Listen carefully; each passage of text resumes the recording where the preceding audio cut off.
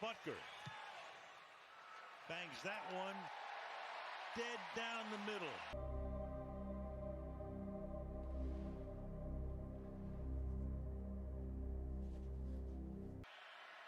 Second and 10. Three-man rush. A floater caught. And the ball is out. And Kansas City has it.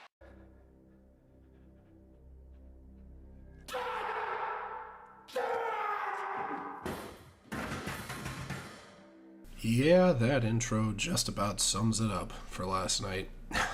How's everyone doing? Welcome to another sports betting debacle. No, I'm just joking. It was a debacle last night. How about that? You think you're being slick with the plus 10.5, and sure enough, the Broncos find a way to not cover by 1 point. And when the Chiefs lined up for that field goal to make it 19-8, I was like, I had a slim ray of hope, thinking, okay, maybe when it doesn't freaking matter, the Broncos will actually put a drive together and score a meaningless touchdown and cover the spread. And of course not. At least the under was the easiest call in the world. I mean, at least I got the under right. And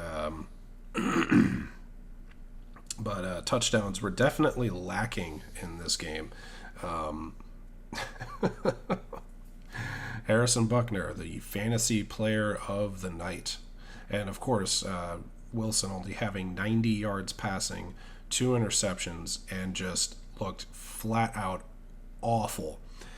Now, to recap this, just from a pure sports perspective, this raises a question for me. Actually, for both, not only Russell Wilson, but also the coach. But I'm going to say more so Russell Wilson, because Peyton had a quarterback similar, and I say similar to Russell Wilson in stature, Drew Brees.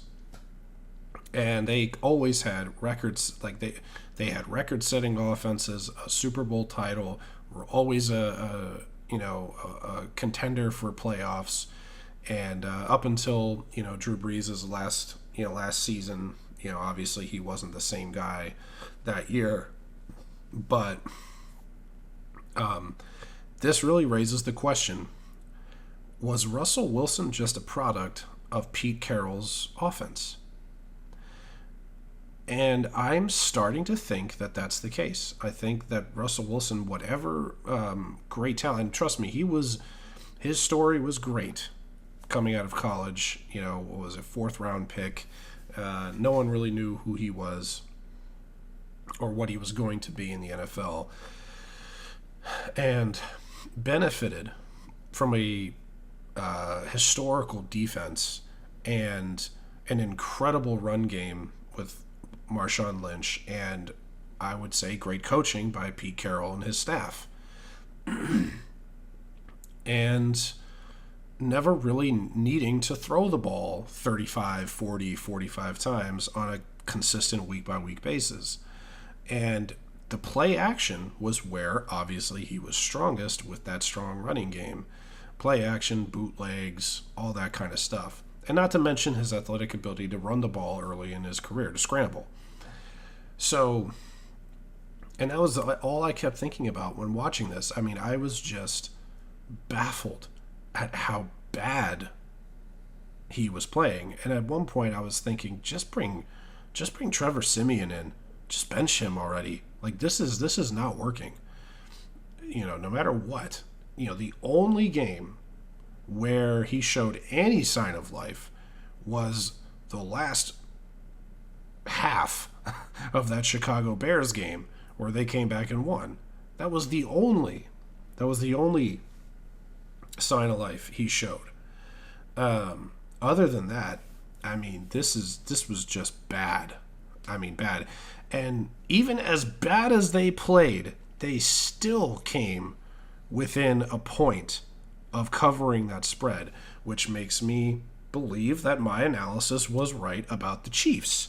Sure, the Chiefs are great. Kelsey, again, was unstoppable, which, I mean, Al Michaels made a great point last night. He said, I just don't understand when everyone knows the ball is going to him, how he gets so wide open in the middle of the field. And I was thinking the same thing on some of those plays that he made.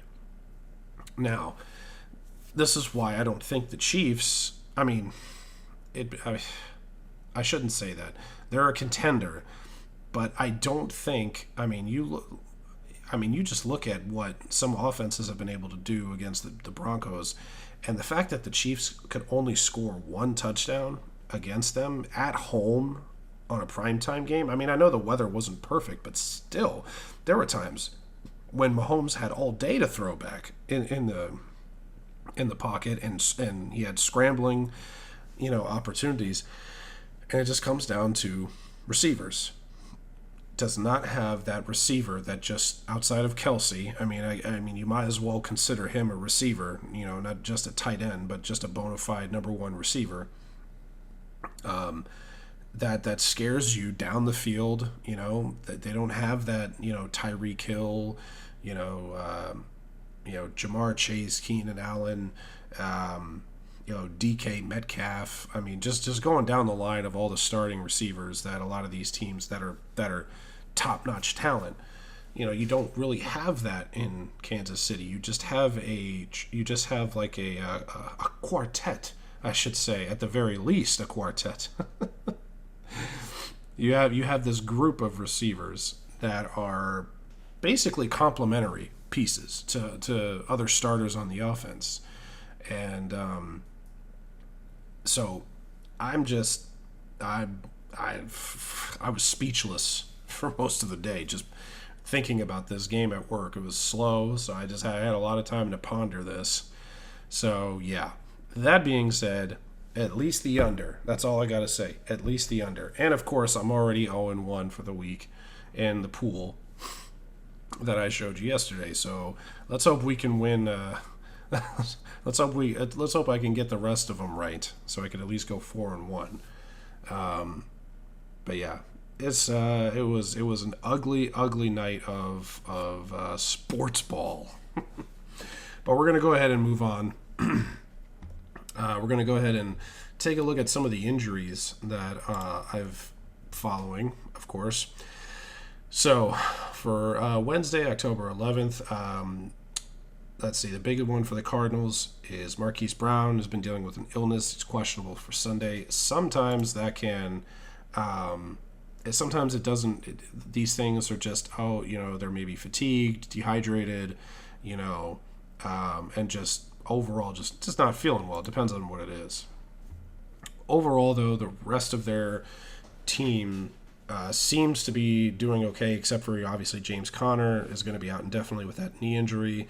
They have a bunch of other players that are questionable as of October 10th, but not much updates from the 11th. And there isn't anything for the 12th. I tried looking around. I couldn't find anything. I guess they don't have anything. I guess they don't really have much of an injury report because we got some updates here. Jonnu Smith is probable. Let's see. Bud Dupree is questionable. Yep, nothing new there. I'm just going to try and focus on some of the big ones. Any big players that are going to be looking suspect going into this weekend. Nothing there. Buffalo, you got Daquan Jones on IR, and Matt Milano was on IR, which sucks for the Bills, losing 3 defensive players in the last 2 weeks, defensive starters, and Tre'Davious White, Daquan Jones, and now Matt Milano, which is a big one. Let's see. Not seeing too much else. It looks like Rousseau is still questionable as of Tuesday, but is probably going to play. Same with Knox and Kincaid. I mean, the concussion is a little tricky. You don't really know until they finally suit up. For the Panthers, Taylor Moton is a big one. Burns. A lot of these questionable designations usually means they're going to play. Let's see. I don't think there's anything huge for the Bears. For the Bengals, looks like they'll be getting T. Higgins back, which is going to really help them out on offense, obviously. Not much there. Yep, as predicted, Deshaun Watson is out for Sunday, so everybody needs to slam the 49ers and slam the under on points for Cleveland, because I don't think P.J. Walker is going to have any more success than Dorian Thompson-Robinson, who I'm a fan of. I like Dorian. I think he can be an interesting project, and see how he turns out. Other than that, not really seeing anything else. For the Cowboys, Peyton Hendershot. Van Der Esch. That was an update I did see today. Van Der Esch has actually been moved to IR, designated to return, and they signed, I think, linebacker. I think his name is Rashawn Evans. I know he was with the Titans for a while. He's going to be brought onto the team to try and mitigate that loss. And it sucks because I'm a fan of Leighton Van Der Esch. He's been it's a neck injury. It's something he's dealt with since college. So always have to be very, very careful with those. So moving on. Denver, no one really cares. Let's see. Laporta, he injured his calf at practice on Thursday. So he is a solid questionable. We're not really sure. Let's see. Decker, questionable with ankle injury. I don't think that's going to keep him out. Same with Jonah Jackson. I think they'll be fine. Yeah, so it looks like everyone's going to be fine. St. Brown should be suiting up. So I think the rest of the team will be fine. Let's see. Yeah, Johnson, Anderson. Yeah, I'm not really seeing anything here. It looks like they've moved Bakhtiari to IR on the 6th. I missed out on that one. But yeah, that's big. The Texans, not really seeing anything huge on the Texans. A lot of questionable stuff. Tank Dell is doubtful for this Sunday with the concussion. Makes sense. It's kind of a big loss. He's been kind of a heavy target for C.J. Stroud. They've got a long list of injuries. For the Colts, let's see. Richardson has looked like he's going to be out till mid-December. Yeah, I'm not seeing anything too serious except for the concussion for Ryman, the offensive tackle. For the Jaguars, Zay Jones, that sucks. Missing him again is going to really... He's one of the big scoring threats for Trevor Lawrence. It looks like the rest of these players, Walker Little with a knee injury and Devon Hamilton with a back injury, those two are probably solid questionables. But designated for return list, and has 3 weeks to be activated. Oh, I did not realize that. Pardon me. Chiefs, no one cares. Herbert, he's got that finger, but I think he's fine. He'll definitely play. Same with Derwin James.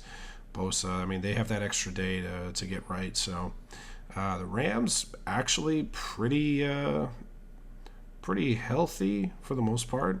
You have Noteboom with the groin injury. That's tough for an offensive lineman. So we'll see how that plays out. And yeah, looks like they're going to be pretty healthy going into Sunday's matchup against the Cardinals. Let's see, Raiders. Not seeing anything too serious.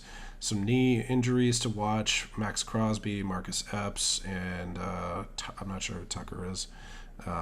And hamstring for Bennett, DB, but I think they'll be fine. All right. Well, the Dolphins got a long list of injuries here. The biggest one being A-Chain out indefinitely with that knee injury. A lot of questionables.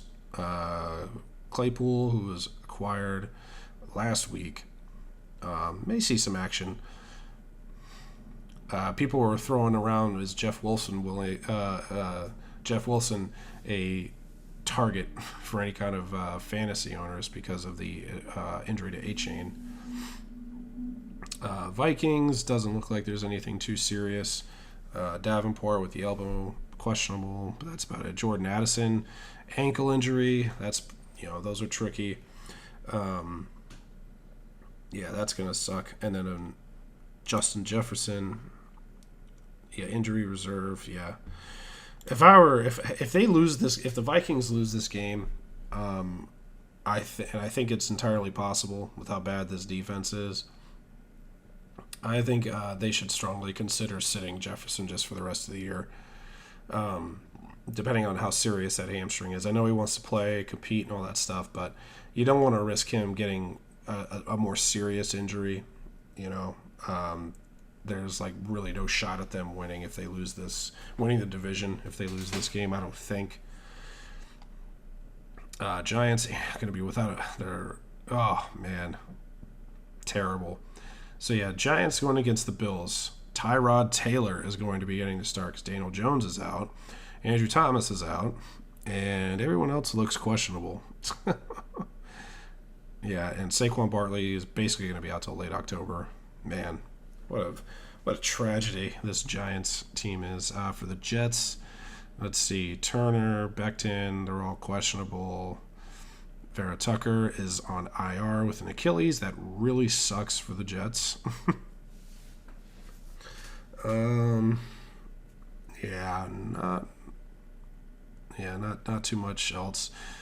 Patriots, a lot of injuries, a lot of questionables. Probably not going to know too much. Let's see. Saints, more questionable. Yeah. For Philadelphia, Quez Watkins is out. Let's see. Cam Jurgens is out indefinitely. Maddox out indefinitely. Yeah, I think that's really it. Those are big injuries, don't get me wrong. Let's see. Nothing too glaring for the Steelers. Yeah, surprisingly healthy for the 49ers. Let's see, Seattle, nothing big. Evans is going to be back, which is huge. Now, don't get me wrong. I think the game between Tampa Bay and who's playing Tampa Bay? Oh, right, it's Detroit. That's right. This game, that game does have a shootout possibility. Wow, Titans. Oof, Burks is out. Looks like everyone else is just questionable, so I think they'll be fine. But yeah, that really sucks not having Burks. For the Commanders, yeah, a lot of out indefinitely is Reeves, Forrest, Holmes. Oof, not looking good. All right, well, now we got the boring stuff out of the way. All right, on to the game. So you already know I'm picking the Titans plus 3.5 against the Ravens. Not really much else to say. Oh, where's my? Oh, here it is. I was trying to find a website that has like some. Oh, this is the schedule for college football. What am I doing? I'm all over the place. Here it is. Vegas Insider. That's what I was looking for.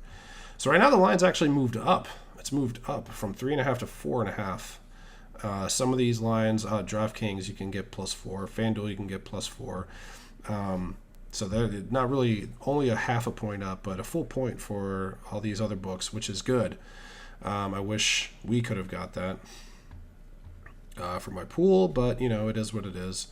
I still think the Titans, like again, these games, the Ravens, there's certain teams that just have a knack for losing certain types of games. The Bills being one of them, like I said last weekend against the Jags.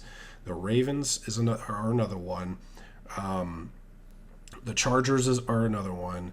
Yeah, there's just a lot of teams that play down to their competition, and this being in London, I just see this as another one.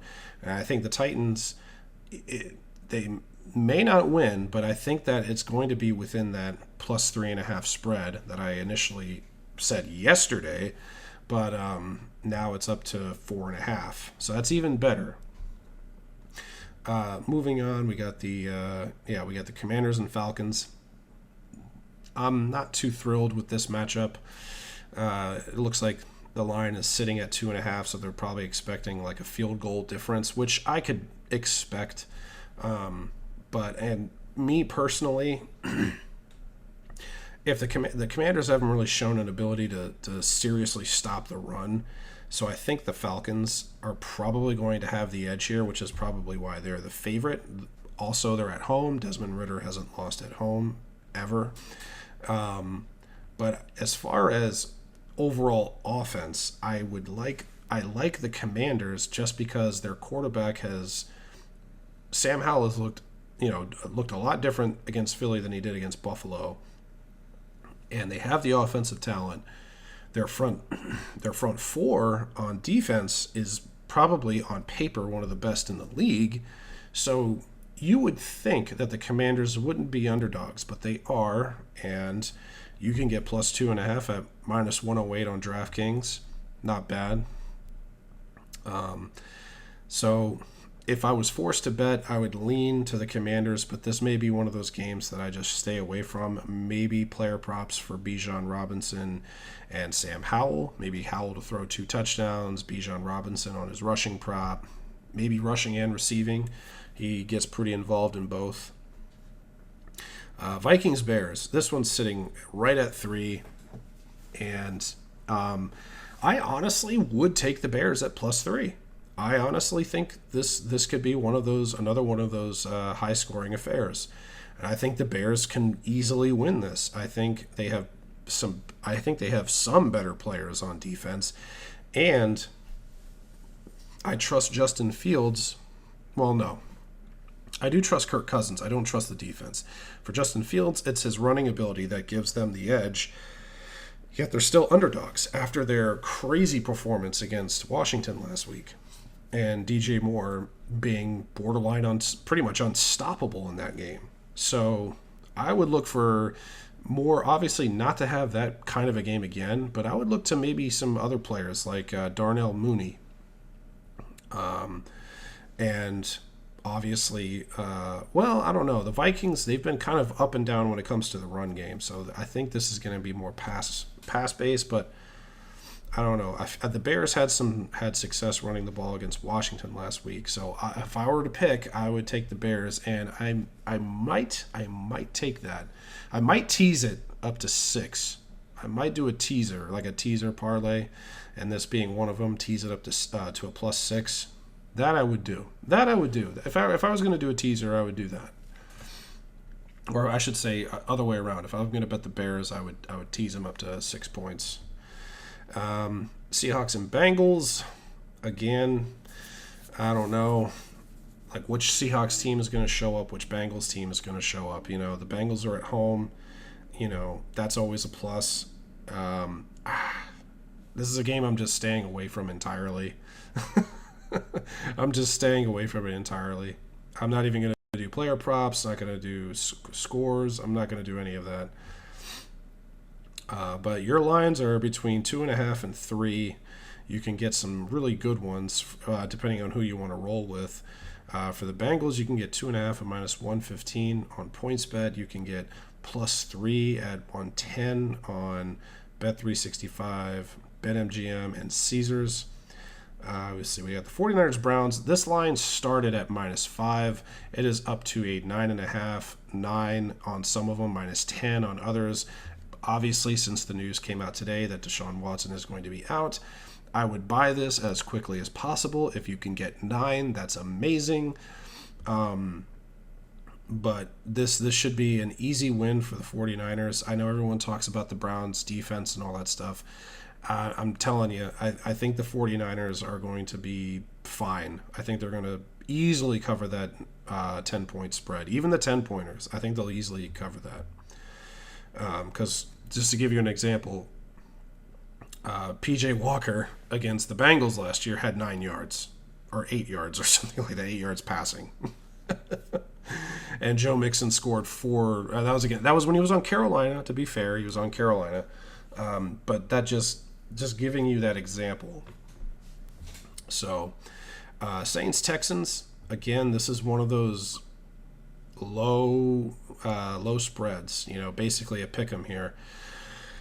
And if I had to lean one way, I would lean the Saints, just because of their defense. And this is going to be the test. This is going to be the test for C.J. Stroud. And again, if I was going to pick. I would lean Saints, but I am interested if I can get that +2. Teasing, and this is on Caesars, doing a teaser for 6 and getting it up to 8. But this is going to be a test for the Texans and C.J. Stroud against a good defense in the Saints. I mean, you saw what they did to New England. They shut out Bill Belichick and the Patriots. Now, you can say what you want about who's on the team or whatever, but in the NFL, I mean, it should be difficult to shut out your opponent. So the Saints coming off a really impressive road win in New England. They're on the road again to Texas. It's a much shorter distance for them to travel. My money on the money line is on the Saints. If I'm going to do the spread, I would tease the Texans up to 8. Because I'm not going to sit here and say the Texans won't score. But, that's my split. My money's on the Saints, but my point spread teaser is on the Texans. Take that and do what you want with it. Personally, I'm considering avoiding the game just because it is basically a pick'em, but it'll be a good game to watch. Colts-Jags, not really interested in this one. I know Gardner Minshew is starting, revenge game against the Jaguars. I think the Jags have not lost to the Colts at home ever. So, or not ever, what should I say? In recent years, they haven't lost to the Colts. What the hell am I talking about? So, obviously, you kind of want to lean Jaguars. But, again, it'll be a fun game to watch. I'm probably not going to bet it. Panthers-Dolphins, I mean, good Lord. Part of me wants to take the -14 and have, Tua and the rest of that offense have a pretty epic day after the semi-epic day they had against the Giants last week. I know Tyreek went over 100 yards and a touchdown, and Tua had 2 touchdowns. We also threw 2 interceptions, and but I don't know, 14. I don't know. This has all the makings of a trap spread, and them only winning by 10, or 12, but. It is what it is. Again, I may pick the point total and do some player props here, but that's about it. Patriots-Raiders, I really have no interest in betting this game. All the money is... Where is the money going? I feel like I heard actually the money is leaning Patriots in this. And the Patriots are going to be in Las Vegas, so that's tough. I don't think I'm going to bet this one, but I will watch it. Lions Buccaneers, you already know from my bets yesterday. I'm on the Lions -3. I don't think they'll have a problem beating the Buccaneers. I'm not sold on Baker Mayfield. Everybody is talking about, this is the real Baker Mayfield and all that stuff. It's I'm not buying it. I'm not buying it. I think the Lions are going to be just fine. Cardinals-Rams, this line has moved up to 7. It was 6, so I'm still on the Rams to win by a touchdown. I think easily they'll get this win. That's really all there is to it. Rams -7, easy. Eagles-Jets, the line has actually gone down to 6. This was actually at 7 to start the week, so that's interesting. I'm not sure why. Especially with the Jets losing their starting guard to an Achilles injury. 6.5, that's really interesting. Man, if you can get 6.5 and tease it up to 12.5, that might be worth looking at. Just because of how good that defense is for the Jets. So we'll see. And honestly, I mean, I know the Eagles are undefeated, but their offense, I mean, there have been moments where the offense looks incredible, like the night that DeAndre Swift had against, was it the Vikings? I forget. Whatever night that DeAndre Swift had that crazy, rushing game. But they barely beat. They beat the Patriots by 7. Mac Jones put up over 300 yards on them. Kirk Cousins threw for almost 400 yards or something like that, and 4 touchdowns. I think it was 300 yards and 4 touchdowns. Sam Howell took them to overtime, like went the distance. Well, took them to overtime and nearly came away with the win. Really, the only convincing win the Eagles had, in my opinion, was against the Buccaneers. And I think that was that the night that DeAndre Swift had. I can't remember. So the Eagles, they're undefeated, but they weren't winning as easily as they were winning last year. And then as for the Rams, credit to the run defense for making them a little more one-dimensional, so it was a little bit easier to manage them. But I don't know. They're 4-0, but I mean they're like a shaky 4-0 in my opinion. There are a few of those games where a few things bounce the other way, and like that Vikings game, how many turnovers did they have? How many times did they fumble the ball? How many turnovers did they have? And Jalen Hurts has thrown a bunch of interceptions too. Anyway, interesting teaser here. If you can get that 6.5 up to 12.5, that might be worth looking at, man. I seriously will consider doing that as part of that teaser. Giants Bills. Good night. It's like, I mean, could this be the Tyrod Taylor revenge game? If Tyrod Taylor beats the Bills, I will be like, anything is possible in the NFL. I mean, of course anything is possible, but like that would be the most ironic thing in the world. Daniel Jones goes down with a neck injury, and Tyrod Taylor comes out and beats the Bills, his former team. That would be like poetic, as they would say. Yeah, and to be fair, Tyrod Taylor has had a raw deal for a long time, man. The Bills, and then in Sandy, and then for the Chargers, he was starting in front of Herbert, and then he got hurt and was forced to sit the first game, and then Herbert came in and looked great, so they decided just to roll with him, and Taylor was the backup. Now here he is again. So, I don't know. We'll see. We will see. And then boys Chargers on Monday Night Football. This game looks like a lot of fun, and the Chargers actually being underdogs here. A lot of people are expecting the Cowboys to bounce back. If they have as much trouble stopping the run as they did against the 49ers, I think Austin Eckler, it's looking like he's going to play. I think this plus 2.5 is real sexy. So I would say I would lean Chargers on this one. As much as I would love to see the Cowboys get back on that horse, pun not intended. Yeah. I think... Yeah, I think the 2.5 plus 2.5, if you can get it. Heck, even tease it up to 8.5. That might be a 3-game teaser. The Chargers, a 6-point teaser. Chargers, Jets, and the Bears. What was the other one? The Titans maybe, or it was either Texans. There's a few games you can tease, honestly, but yeah. All right, so those are some of my picks going into college football. Tonight we got Tulane, Memphis, Fresno State at Utah State, and of course the late one, Stanford at Colorado. This one was sitting at -10, -11, I think. I'm actually going to take that. Bet. I think Colorado bounces back, gets an easy win here against a weak Stanford team. As far as Tulane and Memphis, I don't really know much about some of these teams. I think both of these teams are 4-1. But going into Saturday, Georgia, it depends on what let me see if I can find the college lines here.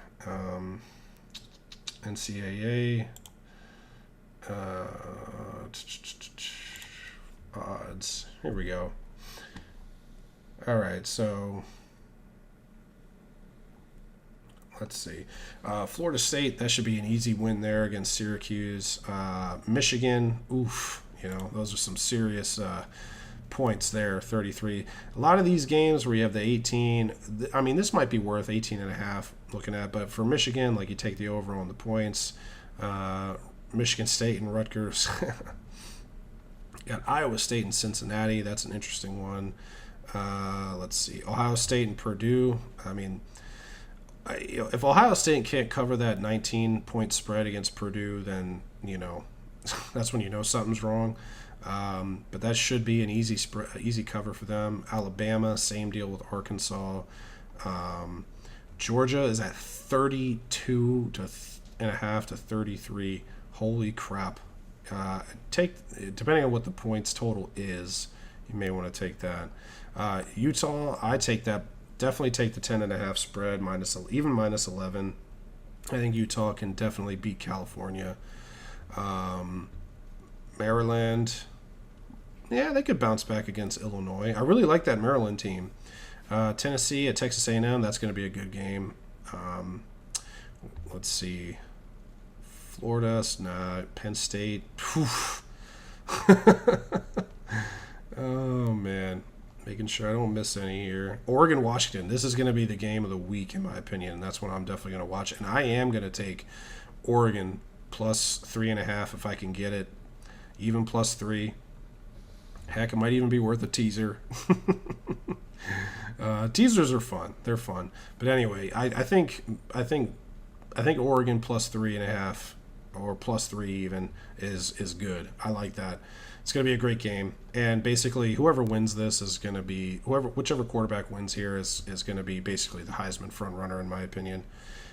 Kansas, Oklahoma State, that'll be a good game. I would lean Kansas on that one. TCU at BYU, maybe. I don't know. I would lean TCU on that one, but I don't know if I'm actually going to bet it. Iowa, Wisconsin, I don't know. I think Wisconsin can win this one. I don't know about the point spread, though. Louisville and Pitt, that'll be an interesting game. Let's see. Arizona, Washington State. Yeah, you definitely take Washington State on that one. Even though Arizona looked good against USC. Let's see. Texas State, Auburn, LSU. Yeah, LSU all day. Kansas State at Texas Tech. No. Missouri, Kentucky. No. USC, Notre Dame. USC going in as underdogs against Notre Dame. And everybody is saying that Notre Dame is going to beat USC. And I don't know, man. I'm like, maybe I'm the idiot, maybe I'm the fool, or maybe I'm the outlier. And I'm thinking, if you can find a plus 3, plus 2.5 looks like it's the best you're going to get, but plus 3 right now on FanDuel, I would actually consider taking that. I think USC, everyone is looking at them like suspect after that Arizona game. I would not be surprised if USC comes in and has a solid performance against Notre Dame and covers that spread. It's NC State, Duke, UCLA, and Oregon State. That'll be another interesting one with, what's his name? DJ. I can never pronounce his name. I'd like to see them win just because I like DJ. I want to see him continue to try and rebound here. Let's see. Not much else. Oh, these are all finals. Okay, yeah, not much else there. So that's it for college football. All right, so we're going to leave it at that. Those are my picks and recap and all that other fun stuff. Let me know what you think in the comment section down below. Who are you taking this weekend, both college and NFL? And, let's hope for a good, solid weekend. Let's make some money. Take care.